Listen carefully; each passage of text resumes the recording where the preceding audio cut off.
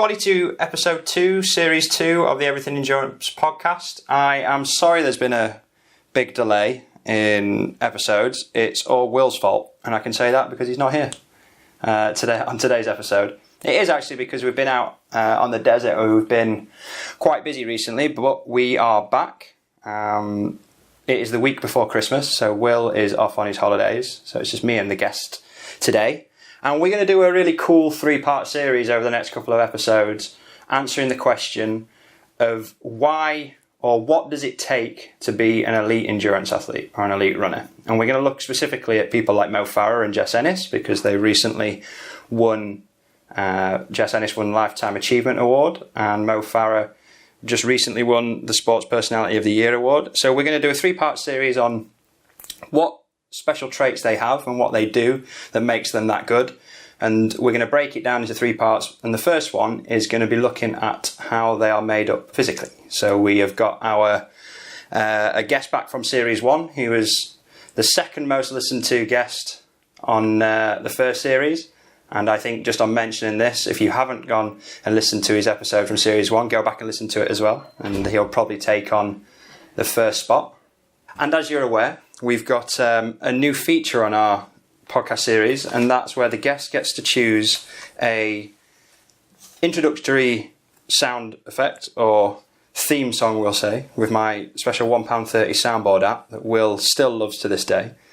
And our guest had the choice of 2 things to pick from, and he had one called Epic Yeah, which he said no to, and the other one was just simply called Flute, which he's not heard. No one has heard this apart from me. And it's going to pretty much sum our guest up, I think, with a quick 20 to 30 second soundbite of all his successes so far. And it'll give you a real taste of what's to come in this podcast episode. And that is Dr. Al Ruddock.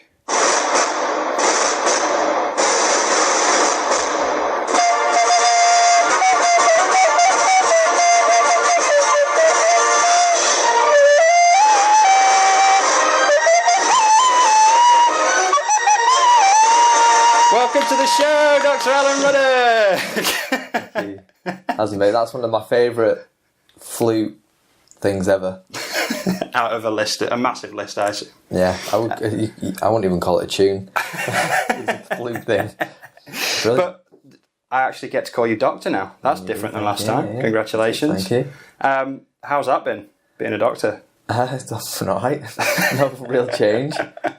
Just me. Get to go around telling everyone you're a doctor. That's it, yeah. I haven't really used it. No. Have you not been in an emergency situation where someone says, is there a doctor in the building? Yeah. And you go, yes, but not a medical one. But PhD. But yeah, that must feel good. Yeah, it feels really good, yeah. How was that last Viva? The Viva was tough. What did you do your thesis on? It was on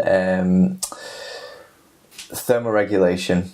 So basically heating people up in our environmental chamber, and then finding ways to cool them down during exercise, and then lots of other sciencey things around that.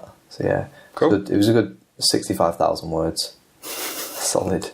65,000 sciencey words. Yeah, absolutely. Yeah.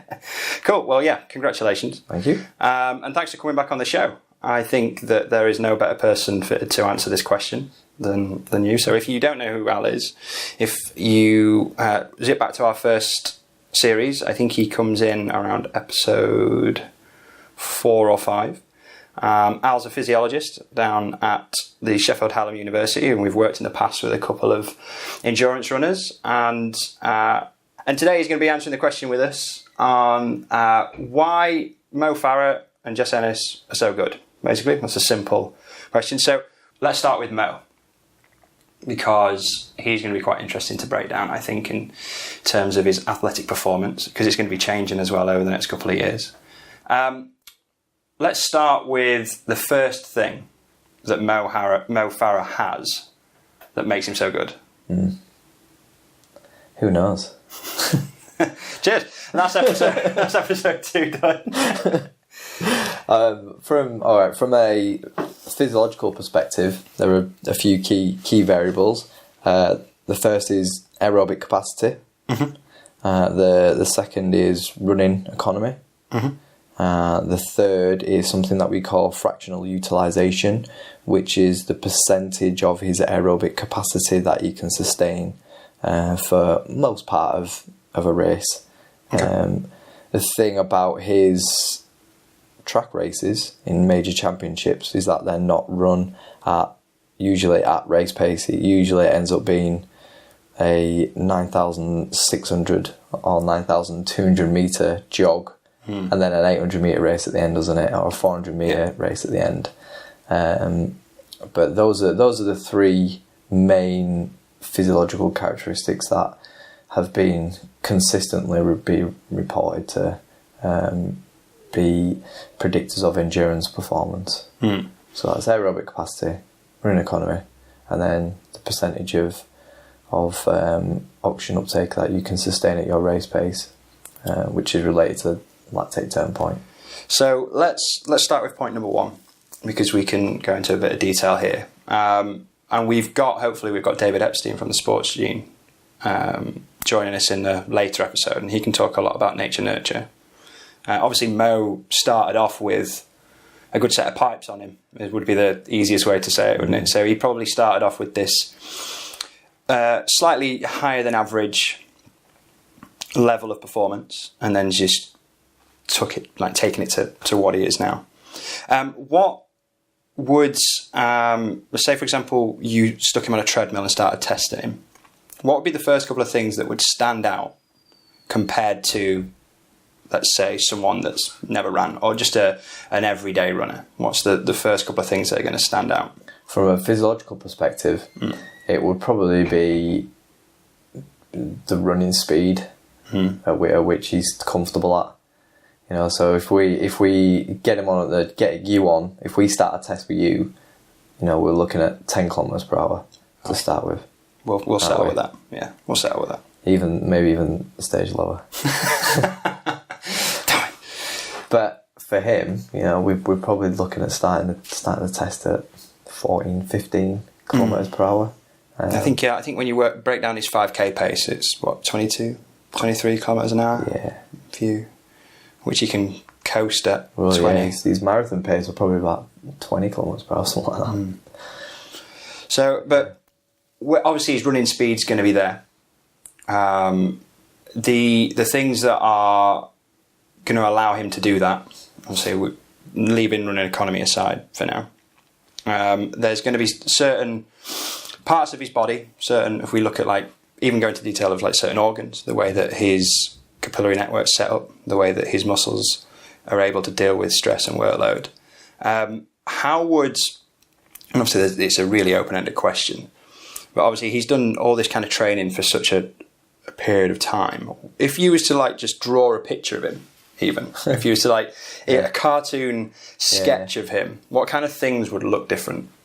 So there's if you Google, I think it's homonucleus or homunculus, something like that. It's a representation of the human body based upon the neural inputs to the brain. Right. So you've obviously got your areas of high sensitivity, such as your lips and your hands and stuff like that. So there's a picture of this guy with massive lips, massive hands. So you could probably do the same for Mo Farah based upon his organs. So obviously his heart would be pretty big relative to the rest of his body.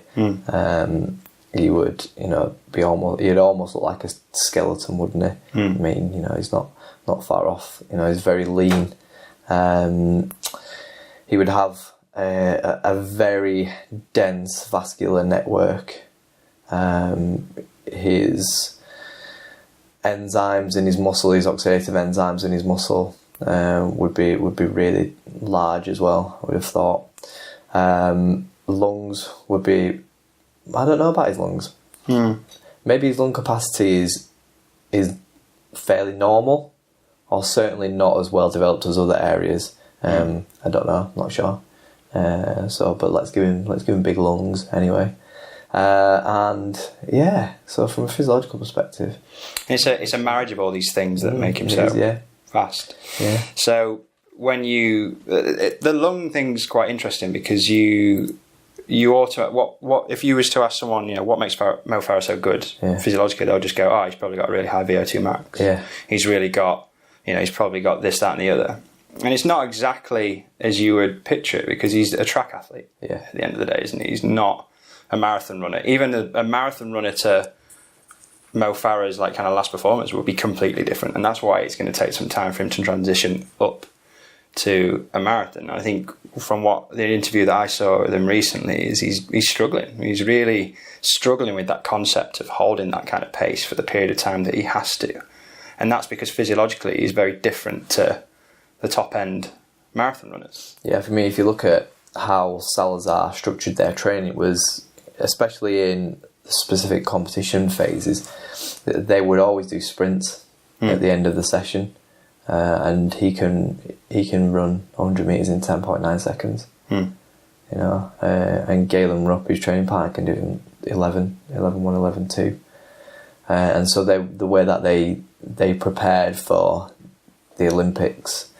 from London onwards is by incorporating that that high intensity activity at the end of the sessions, in a lot of the sessions, and you don't need to do that in a marathon. Training for a 5k is completely different training to a marathon. If we were if we're training for a 5k, we could probably run an half decent marathon just off 5k type training.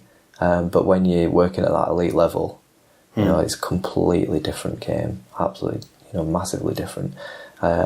Because the training that has to go into producing performance over 5 and 10k is different to a marathon as well. Yeah, so it's not just the race that's different; it's the training that's completely different as well. Yeah, so like in the endurance world, when you're looking at like plus marathon distances, if you're looking at 100-mile races and stuff like that, you could argue there's a case of a marathon time is a good indicator of how they could perform at 100 miles, because very, very similar systems, even though it's a massive gap in distance and time, there's still that kind of similarity with training and cellular structure. But if you look at someone's 5k and assume, your 5k is 18 minutes, therefore just on that time alone your marathon time should be this, it's not necessarily true. Absolutely not. So something that we look at in physiology and sports science is the speed time duration curve. So you've got Usain Bolt, imagine at the far left of the curve, you come in at a very high speed for a very short period of time, and as you transition across in duration of event, the speed actually starts to plateau. So like you were saying, a marathon time is actually, or the marathon average speed is not that much different from a 50 mile speed. It's not that much different, is it? 1 or 2 kilometers per hour on average? No, I think when you start going above marathons and you look at it depends on the event, but you look at like the guys that do 100-mile races and they would still perform fast at a marathon. They wouldn't be the best, obviously, because they specialise in these kind of 100 miles, but they're still knocking out consistent 8-minute miles, and for 100 miles. Yeah. So the 5k and 10k are completely different to a marathon. So you could almost use a half marathon as that kind of cut-off point, can't you? I think so. I think maybe, I don't know if he's going to do this, but I think probably if he spends maybe next season a half marathon and just work his way up. I think he's obviously done a lot of half marathons in the past, like Great North Run, things like that. He's performed quite well. But it'd be, I think it's going to take a few years. There'll be a lot of. There's obviously a lot of pressure on him, a lot of eyes on him. Expecting a lot, a bit like Andy Murray at Wimbledon. That kind of pressure, I think, especially if he does London. Yeah, and people will just have that kind of, he's good at that, so he should be good at this. Yeah, absolutely. It is a huge difference. Absolutely, and not that appreciation of the differentiation between 10k, 5k to a marathon. It's a big jump, big jump, especially at that elite level. I can't think of another sport right now where I suppose it'd be like boxing, I suppose. You're just going up 3 weights. It's just a completely different beast, isn't it? It's a completely different fight. If you as a middleweight having to fight a heavyweight, it'd be a completely different fight. And it's a similar kind of thing. He's got to now, after having his entire career essentially learning how to run track with a sprint finish. They kind of say in the marathon world, if you've got a sprint finish at the end of it, you've not paced right leading up to it. And that's why a lot of these, you see the images of people trying to get like 10 yards away from the line and their legs just buckling everywhere because they've just literally got the pace nailed or just above what they can do. Yeah, it's very important. And, fueling as well. Fueling, we were just talking about that before we started. Fueling is going to be critical. So, especially for a guy like Mo, I mean, it'd be interesting to see how his substrate utilisation differs from a world-class marathon runner, because I would expect Mo to be able to use carbohydrate a lot better than a top Kenyan marathon runner, or the guys that were in the sub 2 hour project. I would imagine that they are more adapted to fat oxidation than Mo, so he's going to have to think about changing that as well, how he derives energy. And he's competing against people that, and Epstein mentions it, going back to him in his book, about how the top elite runners in Kenya are not just from Kenya, they're from one tribe in Kenya, and they have the same physiological things, like thin ankles, like really thin ankles to get rid of heat and stuff. He's competing against years and years and years and years of that. Absolutely. These guys are made for it. Not only that as well, they're made for it, but also now the attention is all on Mo Farah, and the appearance money is all on Mo Farah, sponsorship is all on Mo Farah, and so if you beat Farah, then you've made a name for yourself. And what's the best way to beat them? And you saw it in the World Champs this summer. Is to essentially get a team together and try and break them. And there's plenty of African distance runners. Plenty of them. Yeah, and they'll be thinking they've got to protect their world. Yeah, they'll be taking it seriously, and they'll want him out before he's in. Yeah, I should think so. I'm really excited to see how he does. I want him to do well, obviously. I don't know if he's left it too late, but we'll see. I don't think so. How old is he? 35. Yeah. I think he's probably got 5 years. 5 years. If the training's right, and it's progressive, and it doesn't, and the volume's manipulated appropriately and progressed at the right rate, and more importantly, I would hope that he's aware of his constraints and where his previous injuries are and where those pinch points are, and if you can protect those and improve those, and just stay fresh. I think that's what it is for marathon. If you can stay fresh and stay fit and healthy and just be consistent with training, then that's gonna get you to where you are, because obviously he has got the talent, and his weekly time of training is going to probably go up, I should imagine. You see his kind of old programs at 100-mile weeks, but how long does it take to do 100 mile at the pace he was running? So his time on feet is going to be much more in the week. I think it's going to be, like you said, it's going to have to be cleverly worked out. And he's going to probably have to get around a lot of mental blocks that he's going to want to sprint, he's going to want to go, he's going to want to push. Yeah, he likes training hard, doesn't he? He loves those hard sessions. Yeah, and if he trains at the intensity he did for his 5s and 10s, at this, he's going to pick up a lot of niggles, I should think. Yeah. I mean, you can drop them in. Yeah. They just have to be planned and systematic, and you have to be on it with training loads, and volumes and intensities, and be very aware of how you manipulate those. It's a tough task. There's a lot of data involved, or there should be. There should be a lot of data involved.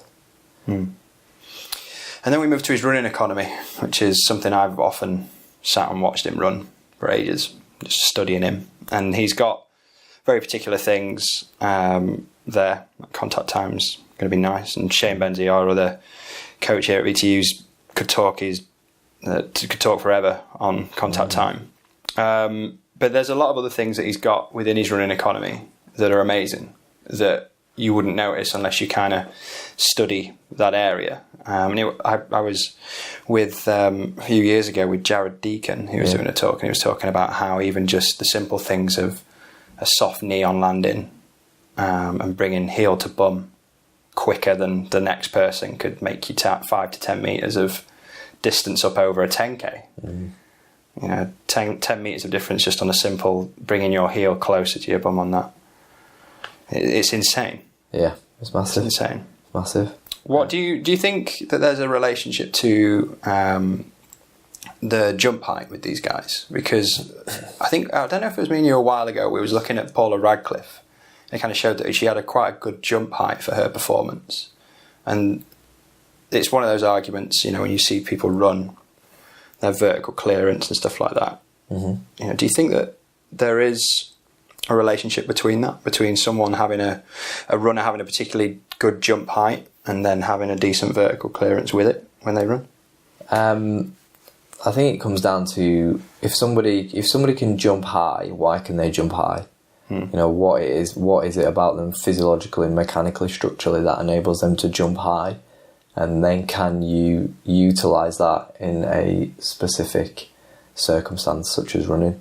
So what makes people jump high? Well, we usually do 2 tests. One's a squat jump and one's a counter movement jump. Mm-hmm. So the counter movement jump is a dip down before a jump up. Yep. And a squat jump is literally get into a squat position, hold it, and then jump from there. And with the counter movement jump, we're kind of lumping all the elastic properties of the muscles and tendons and ligaments in one and looking at how elastic someone is. And then with a squat jump, we're removing that elastic nature of a jump and we're just looking at the ability of the muscle to function concentrically, so shorten. So we're taking away that elastic component.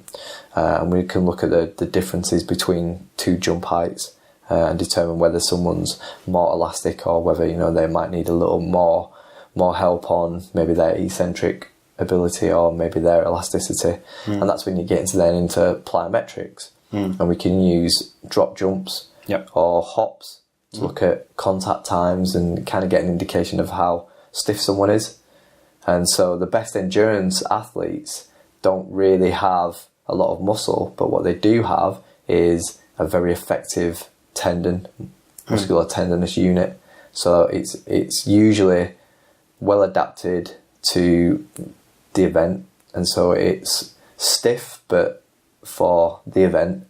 So it's not stiff like a sprinter's stiff, which is really quite stiff. So my Achilles are quite stiff from when I used to sprint, and sometimes if I do a lot of volume or I've increased my volume quite a bit, then I get a few Achilles issues because of that stiffness. So it's appropriately stiff.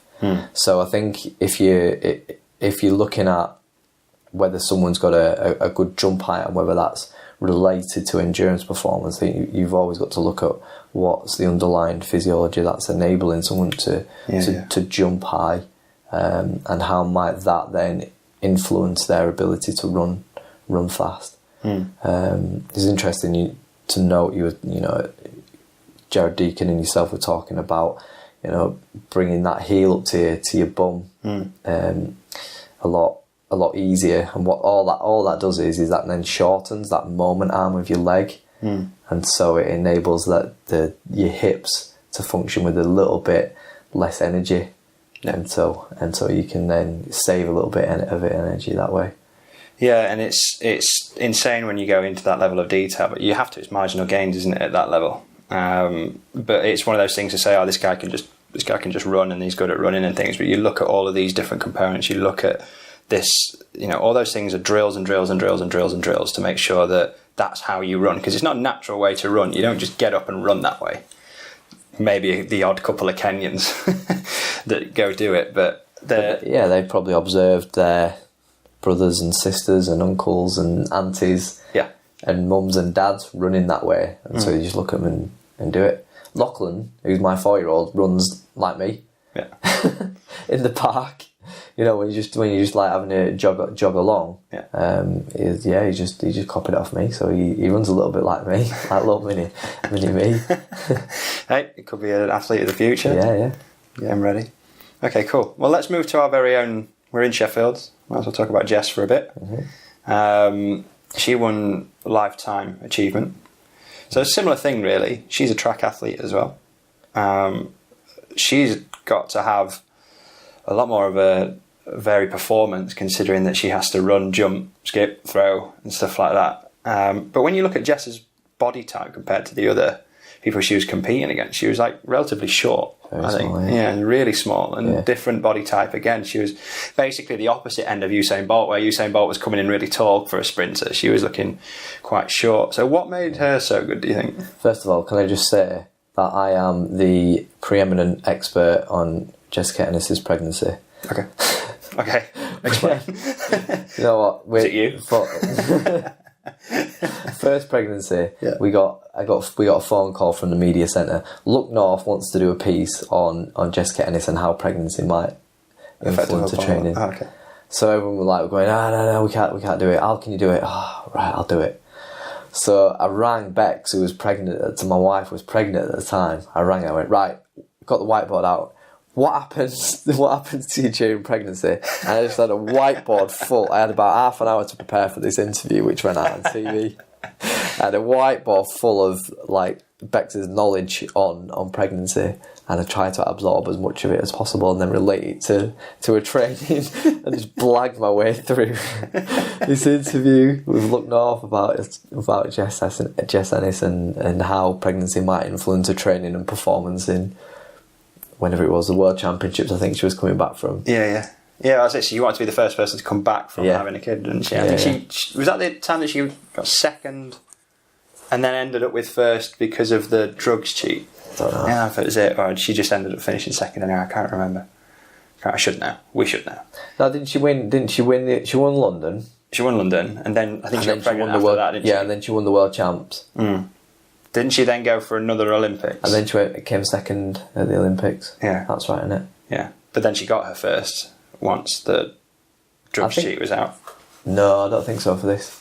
I don't know. She's not Olympic champion now. Someone will know that's listening to this and be like, you idiots! I know, yeah.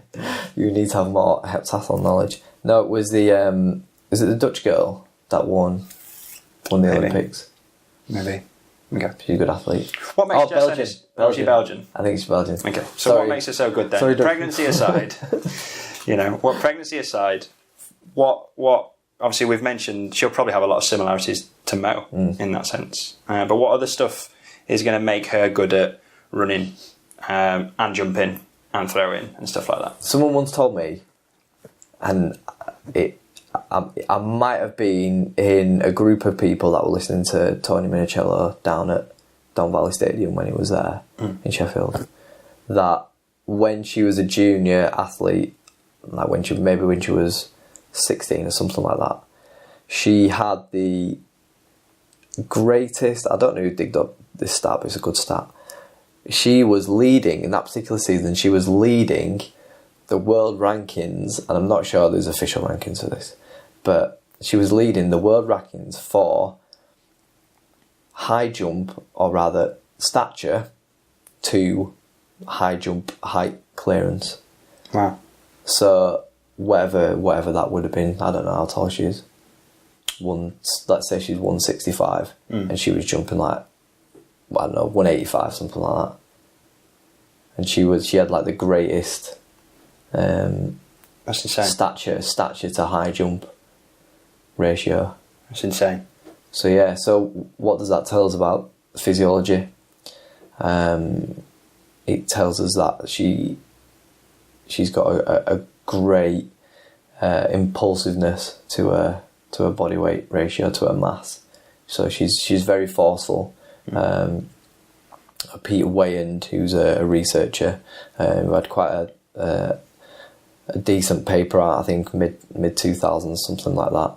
And they were investigating what makes people run so fast, and they were trying to look at the predictors of that. And it was mass specific force that was important. I don't know whether we talked about that before. I think we mentioned it with cycling. Yeah. Power to weight ratio. Yeah, similar type of thing. Yeah. So if you can produce a lot of force in an optimized time, ground contact time, relative to your body mass, then that is a very strong predictor of your explosive ability. So that's the same in sprinting and the same in high jump as well. So when runners are looking at, why should I go to a gym and chuck some weights about, you're looking at both Mo and Jess spend a lot of gym. They do a lot of gym time. It's a lot of sport specific stuff with Jess. Like Jess will probably get better the more she jumps, which she jumps on. There's one thing that's better at making you run fast, and that's running fast. There's one thing that's better. If you look at her great events, it's obviously hurdles. There's a bit of jumping in that. Long jump, a bit of jumping in that. A lot of jumping in the long jump. And high jump as well. Some jumping in that. So the physiological characteristics that she's developing around that are all related to that ability to produce a lot of force in a short space of time. And I think that's the thing. I think if you go into a gym and just chuck some weights around is one thing, but to train for force, to improve force, there's a very specific way of doing it, isn't there? Yeah, absolutely. Very specific. And it depends on the person and the sport and the actual reason why you want to be forceful, I suppose. Yeah. I think one of the things that's also forgot around strength training is the fact that it just makes you more resilient to injury. Yeah.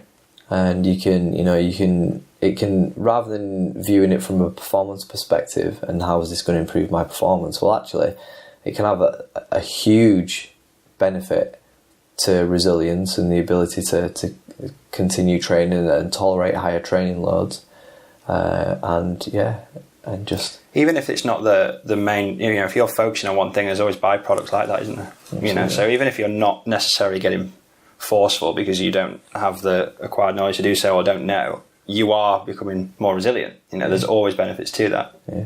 So the thing that always gets me as well, with especially in my world, in the multi-stage world, is runners will look at their backpack that they have to carry, and they'll have a toothbrush and they'll cut that into like a quarter, and that'll save them like 200 grams or 100 grams, and they'll take all their food out of their packs and vac pack them and move, and that'll save them like 300 grams. It's all these marginal gains that will get them up to maybe like a backpack of 6 kilos apart rather than 12 kilo or 10 kilo. So they've saved their weight there. But the one thing they don't spend a lot of time and effort doing is looking at their own body weight. It's crazy. Because the one thing that Mo Farah and Jess Ennis have, and Usain Bolt and all these athletes, is low body fat, high muscle mass. And if you can get, 7 or 8 kilo off of your body weight, then save 6 kilo, you're 12 kilo. I always laugh at the guys that come in and they might be like 100 and odd kilo Marines. We get a lot of those guys. They're used to carrying a 60 kilo pack of it, so 10 kilos is like a nice little thing to them. But your Joe Bloggs that works in the city might be carrying an extra couple of pounds, and they've gone through all this detail and spent an extra 900 quid or an extra grand to get the kit that's lighter, and they're carrying an extra 10 kilo of body weight. It's insane. It's crazy, isn't it? It's one of the first things that we look at. What is the first test that we do in the lab? When you come into the lab, what is it? You go to check body fat, body muscle, body composition. It's dead easy. Yeah. It's dead easy. If you've got, well, it's not even that complicated, is it? To just to take care of your nutrition, eat well, stay hydrated, eat the right amount of food at the right time. Yep. Especially the right time when you're training, if you're doing above marathon and above. And we're going to speak to Maya. We've got Maya in on the second part, who's going to be talking about nutrition. But yeah, I mean, the one thing that we'll say of this is, we've gone into some quite complicated methods of how you would get Mo Farah and Jess Ennis kind of performance. But the easiest thing to do is just the simples. Just making sure that your body composition's tight. This is going to go out in January. Everyone's had the Christmas pudding. Everyone's had multiple shots of whiskey. Yeah, I've had all of the whiskey. So the most simple thing you can do and the quickest way to get your performance up is to make sure that your body composition is tight. Yeah, absolutely. That's definitely one of the basics. I mean, if you look at Formula One, they're looking at the 0.1%. I never understand why they used to they let them have facial hair. That's my question. Seriously, like Nigel Mansell had the moustache and stuff. Yeah. They're paying millions to save 0.01 of a gram on a wing mirror. Yeah, and they're letting him have facial hair. Yeah, that's true. It'd be interesting to look at body comp as well. It's in a similar way. In a similar way, like cycling. Cycling's, they're looking at the 1%. For the pros, they're looking at, aero bars that are 3D printed to Kris Froome's ergonomics and morphology. and different components to make them more aerodynamic. Whereas most of us, we're still looking at the 10%. And one of those 10% is body composition, and fat mass and muscle mass, and all the other things, but just basic things like keeping a training diary, keeping a training log. If this is going out in the new year and you haven't got a diary and you don't know what you've done. If you don't use Strava, even if you don't have it for public use, use it privately for a diary. Absolutely. So you can see your volumes and stuff like that. Yeah, absolutely. I mean, that goes back to what we were saying about Mo Farah, doesn't it? And how he's tracking volume. This is important for Mo Farah as it is for any athlete. Yeah, and I think the thing as well is that he will walk into every session with an aim. That's another important thing, isn't it? Yes, you can go out for a run. There are byproducts of that. If you go for a run with no particular aim and just to go out there, great for your mind, great for your mentality. You may finish the week in a calorie deficit, which will tighten up your... There is always a plus to doing something with no aim. It's better than doing nothing. But if you can get to your run that day with a particular aim, I'm going to work on this or I'm going to work on that, that will make a huge difference. Huge difference into your performance. And especially, this is going out to the people that are now trying to work on PBs. They're established runners. They're wanting to take their 5 or the 10k down, or they want to take their marathon time down. It's these things. Absolutely. Something that might take 2 minutes or 3 minutes off your marathon time is 2 or 3% less on your body fat. Yeah. Or 3 sessions a week where you're not just going for a run, but you've got a particular aim to go at. Yeah, absolutely. I mean, everything that I do, every session that I plan for any athlete has a session goal. I generally know what kind of physiological demand that is going to place on an athlete's body, and I will have a very good, educated guess at what kind of adaptation that's going to elicit and what adaptations each session that I've subsequently planned, what adaptations they will have when they're aggregated. So each block of training has a clear physiological goal, and that all comes down to how I plan individual sessions and how they integrate with each other. That's why I very much like to very scientifically block periods of training where I am working on one particular aspect of physiology. That's just the way that I work. People like doing it different ways, like dropping depends on the person, doesn't it? Depends on the person. Some people get bored of saying stuff. Absolutely. Yeah, absolutely get bored. But I think if you're wanting to have that elite mindset and you're wanting to do PBs and you're wanting to be serious about it, then of course you've got to have an element of fun about your training. But I think it's more rewarding to feel that satisfaction from knowing that you've done a training session with a clear goal in mind and you've achieved that goal. Especially if you're busting a gut. Absolutely, especially if you're a top end, like this is, I think, it's one of those things where you can get better at how if you're training in a particular way that, say for example, you've got a 5 or 6 week block where you're thinking, I want to become more. I don't know, let's pick an adaptation. Say you're just working purely on speed. I want to get faster. And you're working on particular sessions that you think are going to get you there and they're not. Then all you have to do is adjust the training method. Yeah, it might not be right. But if you get that method right, eventually it's just going to go and you're going to end up coming out. And it could be a case of taking sprints off. It could be it's a case of taking sprints up, distance down or distance up, or intensity down, intensity up. But chances are if you're working on that one particular thing for 6 weeks and you're measuring it at the beginning, am I faster 6 weeks later? Why not? You can reach out to people to answer that question for you, I suppose. But especially if you've got a diary, it's easy for someone to say, you can turn up with the diary and go, this is every session I've done for 6 weeks, what's wrong? Yeah. And a decent coach or a physiologist will be able to go, well, I've got your weight here as well. Difference in weight, and there's so many things. Absolutely, yeah. There is so many things, but it's that having that element of a training diary, being able to monitor what you're doing and quantifying as many things as possible is also really important as well. Just going back to the people that are going for PBs and want to do the best that they can, if you're, for whatever reason, feeling bored about your training and you just try to mix it up here, there and everywhere, just stop it, because if you're doing random things, you'll get random results. I think that probably sums up most of the runners in the world. They just kind of just go out and they'll say, right, I want a PB at this marathon in April, and they'll just kind of go out and say, right, I'm going to do a track session, that's going to make me faster. I'm going to do more miles, that's going to make me faster.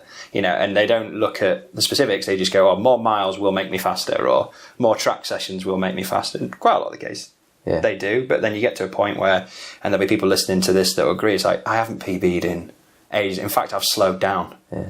I'm getting slower. Why is that? Oh, why is that? Why is that? It's probably a lack of consistency, or they're not enjoying their training. It might be their mindset. Part 3, plug. Could be their nutrition. They're not recovering right. Part 2, plug. Or it could just be down to them just training wrong. The one thing that I know that Mo Farah and Jess Ennis will be doing, or have done, they will have a clear aims, session goals, and they'll be working with experts. Now, you might think it'd be really tough to get access to experts, but there are hundreds of universities in the UK and around the world that are willing, to help you out. Even if it's for a few quid, or if they're students, that they can use you as work experience or a little bit of case study. You can go and get a test, get a lab test from them, and if it's a student, it might not be the best quality, but if you're getting some decent numbers, it's better than nothing. And even just advice from the right person. Even just advice. Skype time, coffee. Absolutely. You can get in touch with us here. Get in touch with here. We can push you in front of the right people. They could do Skype times with you and things like that. And just that 1 hour, for someone to say, maybe try this. Could give you that. Absolutely. I mean, don't suffer in silence. Don't be guessing about it. If you just, if you're not improving, or you're stagnating, or your actually performance is being impaired for whatever reason, then just Google it, just get in touch. So much information. Absolutely, so much information now. But find the right source. Go to the right source, and usually the right source will be someone who's working in higher education, at a university. I think if you're going to do that, I think that's your best option to get the best information as quickly as possible. With all due respect to the several media outlets that are out there that are pushing this kind of information, I think your best bet is to not subscribe to particular magazines for this year. Is to save your money and go get a lab test. Or say to some students, right, here's 100 quid or whatever, can I have some of your tell time? Me how to get faster. Or just something like that, because that's going to be far more beneficial than trying to read multiple different sources of conflicting information, with coaches saying one thing, other runners saying another thing. You've got to do more time in zone 2. You've got to use this 3 zone or 5 or 7 zone. Got to eat this new granola. That's it. Yeah, absolutely. And the thing is there's no right or wrong way. It's only right or wrong for you. So that's where a decent coach will come in. Absolutely. A decent coach will be a bad coach would say, this is my method. If you don't like it, then go. You sometimes have to. I've done it before where I've sat and spent hours, and I've just 16-week program, split into blocks, split into stages. There's deloads in there. There's factored in overtraining. I've done their nutrition, and then 3 days in, it's like, I've already missed a session, and it's like, actually, this isn't the right program for that person. And then you start selling your soul a bit and saying, well, maybe just do this or just do that. And it's not the perfect program in hindsight, but it is for them. Absolutely. And I think if we use Simon as an example, a client that we had recently, finished in the top 3 of a multi-stage ultra in a quarter of his training time, and looking after a newborn kid. And as a classic example, he was thinking that he wasn't training enough, and all it was just me and you just saying, no, don't worry about it, just do this. Wasn't the perfect training program. Yeah. He could have maybe been faster if he had perfect time, but for him at that time it was bang on. Yeah. Going back to Jess Ennis, in Steve Ingham's book, How to Support a Champion, there's a really nice section, or maybe even a few sections, on how he supported Jess Ennis and Tony Minicello. So he was physiologist at the English Institute of Sport over that period of time leading up to the London Olympics. Tony Minicello was worried about Jess's 800 metre performance and worried about how he could fit in training to help develop 800 metre performance. It's a very demanding event. You need to train very specifically for it, and training for it can take a lot out of you. Yeah. So what's going to turn the other events are going to suffer? Absolutely. Yeah. So it wasn't her worst event. It wasn't her best event, but it was a crucial event. Yeah. And he knew that she had to spend a lot more time on a javelin, a lot more time on a shot. A sprinting was good, but still you've got to maintain your strengths, haven't you? Make them super strengths, while at the same time bringing up your weaker areas. But this 800 metres sat in a bit of no man's land where they didn't really want to fully commit to training, because that might impair training for the others, for the other events, which were strengths and weaknesses. So it was like took a while. So what Steve Ingham did was he sat down with Tony Minicello and Jessica Ennis, and he said, right, let me have a look at your training week, training month. And he looked at every aspect of it.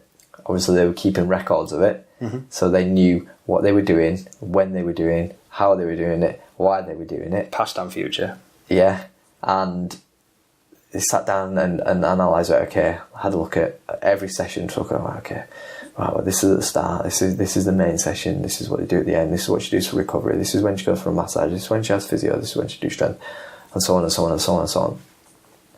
And so I had a look at everything, and there didn't seem to be any time in the schedule to do really any quality work to work on 800 metre training, apart from in her warm-up. And Steve Ingham was like, right, what's she doing in a warm-up? Oh, she just goes on two laps of the track to warm up. Well, they're like, well, if she's outdoors, then that's 800 metres. She's at the IS indoors, then perhaps, if that's 4 laps of the track, she's doing 800 metres to warm up. Could we extend that warm up to 5 minutes, to 10 minutes, to 15 minutes, and look at the time that she's spending warming up and see if we can get any quality 800 metre training. I forget what they did specifically, but what struck me was that he was identifying the constraints of a professional athlete, which are different to the constraints of a normal person training for a BTU event, whatever. But he was taking the constraints of the environment and figuring out where was the most 5 or 10 minutes appropriate time to try and slot this type of training in that would eventually lead to improvements. I think she did improve. I mean, I can't remember the details, but in fact, it's a fantastic book to read anyway. Not just for that, but the parts where he's working with Steve Redgrave as well. Absolute some golden nuggets in there. Yeah. So I got it was on offer on Kindle for like 99 pence or whatever. I was reading the book and I'm thinking, I've got an absolute steal here. This is worth way more than 99 pence. And one of the things in the book where he's speaking to Redgrave is that they bonded kind of and developed a relationship on a training camp by going to the canteen, like bumping into each other and drinking a cup of tea. So I bought a box of Yorkshire Gold tea, sent it to Steve Ingham and said thanks for that. I felt bad for getting all this knowledge and information for 99 pence. So you bought him a couple of pounds. So I bought him. No, it's Yorkshire Gold, mate. Not cheap. I'm sure. Did he reply? Yeah, he did. Yeah. He said, thank you very much. So it's good. If it's out there, go steal that info for 99p. Definitely go get it. I think it's probably worth it. Then go send him some tea bags. And send him some more Yorkshire Gold. He's going to get like 1,000 tea bag deliveries from all over the world now. Can't have enough. So, especially like, even if there's a couple of people that listen from Ghana now. Yes, there is. Post it out, guys. Post it. You got to commit to this. Post those tea bags to us. That's it. Yorkshire Gold, though, please. Yes. Is there any other tea? I got offered a cup of Derbyshire tea the other day. Mm-hmm. I was like, "Is that a thing?" He was like, "Would you want Yorkshire or Derbyshire, love?" I was like, "What?" I was in Derbyshire, but it's not a thing, is it? It's blown my mind. There was about a 30-second gap of time where I was trying to process, like, am I in another parallel universe here? Like, what the hell's going on? And then I thought about flipping all the tables up in the coffee shop and, causing a riot. Yeah. And then I just settled with Yorkshire, please, love. Asking me what kind of cup of tea I want. I didn't know there was another kind. Sure, There's a Derbyshire tea now. Was it 1st of April? No. There's a Derbyshire tea. Okay. Yeah, it's either Yorkshire. If they said Lancashire. It's either Yorkshire or Yorkshire Gold, mate. That's all it is. And that's probably what makes Jess Ennis so good as well. Well, that probably is, yeah. Yeah, the Brownlees and all. What was that on the Olympics, wasn't it? Yorkshire could have placed on the medal table above the Aussies, yeah. And at London in the Yorkshire lot. Yeah. It's Yorkshire tea. Forget what we've just said, guys. That's it. Get supping Yorkshire tea. You could bring it up with Mayor in the next one. I will do. Ergogenic effects of Yorkshire tea. And on that bombshell. But it's identifying the constraints of the programme. Identifying the constraints of an event. So working out what it takes to win. Yeah. Identifying constraints in your training. And one of the things that I've been looking at a lot recently is how you distribute energy throughout the day to get your most out of your energy. So you've got different types of energy, haven't you?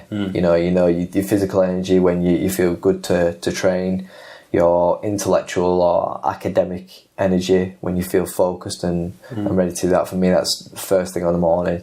I can work really quite well at 5 in the morning.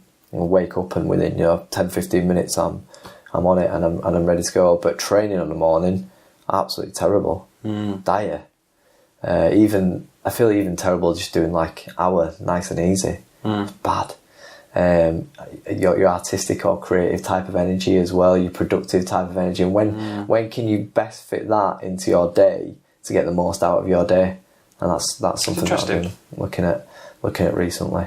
And planning the day around that rather than planning your day around particular times. What you've got to do at particular times. It's what kind of person are you? Yeah, absolutely. Yeah. How do you? And I've started thinking of it in terms of an energy clock. So where is the peak of my different types of energy around the clock? And it's just identifying those constraints as well. And because I'm the opposite to you there. I'm great training in the morning, but mentally I'm useless. So I used to just get I can barely tie my shoelaces in the morning, but I can get out and run and feel fine. And by the time I come back from that run, I'm mentally awake then. It might take me an hour or two, but I'm back and okay, now I can start my day. But before that, I'm just like a troglodyte, just scraping around the house looking for something to do. So yeah, it's interesting. I bet there's loads of different variations of that. But I think it's individual specific, isn't it? It's like, we're talking about Sai and Mo and Jess will all have... Sai, Mo and Jess in the same sentence. Wow. There you go, bailiff. There you go. Something like that. But yeah, it's...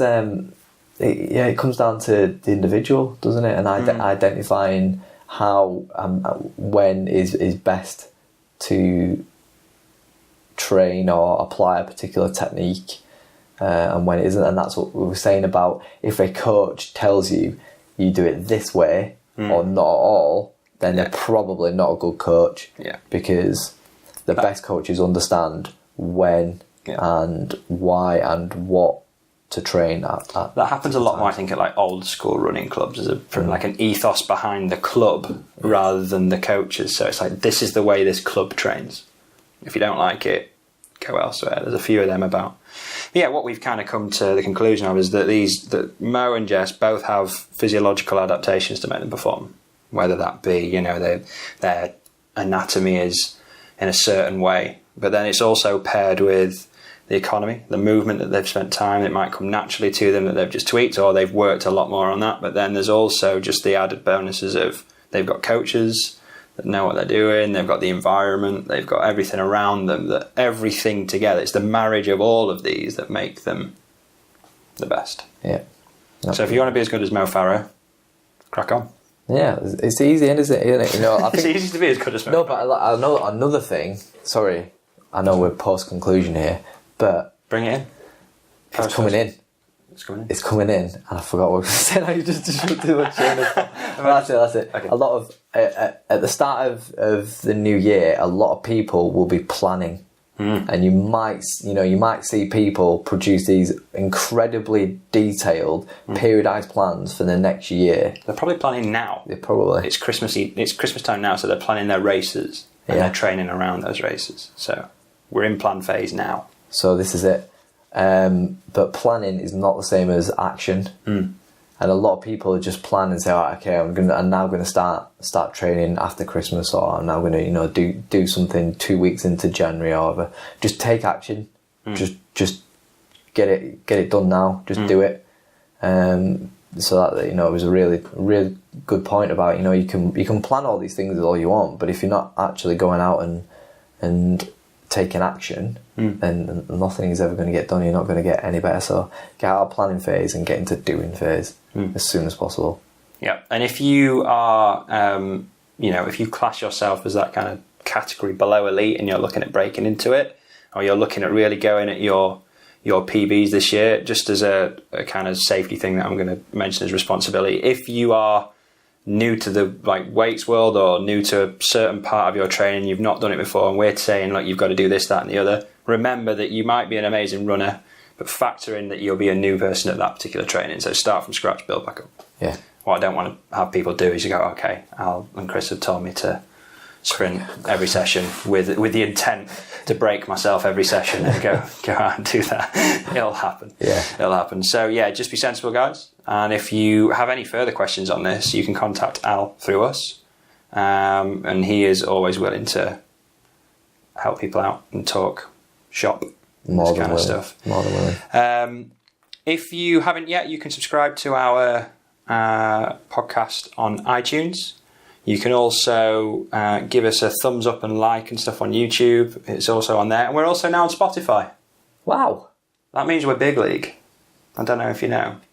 That's very big. Champions League. Yes, Spotify is the Champions League of podcasts. So yeah, we're on Spotify now, which is good. So hello, Spotify listeners, if you're out there. We're taking over the world, slowly but surely. Part 2 is with Maya, who is amazing. Really good. Really good. And we're going to be talking about food and water, and what Mo and Jess probably do with their nutrition to make them so good. Yeah, definitely tune into that. Maya is a good friend, and he knows a lot of stuff about food and water. So you're going to get a lot about basic human functioning. Yeah. And for you marathon runners, as nutritional timing is important, I'm going to start getting him on that as well. Yeah. So he's going to start talking about how you can recover better, how you can fuel, which is huge for the Marathon Plus. And we're going to go over a lot of mistakes that you probably make, or what most of the running community or cycling community or endurance community in whole make. So yeah, tune in. Ta-ra!